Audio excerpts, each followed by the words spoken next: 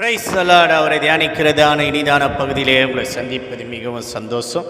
இன்றைய பரிசுத்த வேதாத்தில் யாத்ராம் புத்தகம் 12ஆம் அதிகாரம் 41ஆம் வசனம். 430 வருஷம் முடிந்த அன்றைய தினமே கர்த்தருடைய சேனை எல்லாம் எகிப்திலிருந்து புறப்பட்டது. 430 வருஷம் முடிந்த அன்றைய தினமே எல்லாரும் புறப்பட்டு போனாங்கள் என்று பார்க்குற அன்பான கர்த்தருடைய பிள்ளையே, 430 வருஷம் அடிமைத்தனத்திலிருந்து ஆண்டவர் சொன்ன மாதிரியே புறப்பட்டு போனாங்க. ஆபிரகாமுக்கு சொன்னார், உன் சந்ததி எகிப்தில் காணப்படுவாங்க அடிமையாக.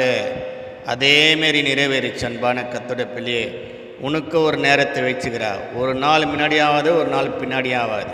இப்படியே தான் என் வாழ்க்கை போய் கொண்டிருமா, ஒரு விடுவு காலம் வராதான்னு நினைக்கிற கர்த்தருடைய பிள்ளையே, உனக்கு ஒரு நாள் வைத்துக்கிறார். காணா ஒரு கல்யாணத்து வேலை வரலைனார், அடுத்த செகண்டே வேலை வந்தது, அற்புதம் நடந்தது. உன்னோட வாழ்க்கை குறித்த நேரத்தை வைத்துக்கிறார்.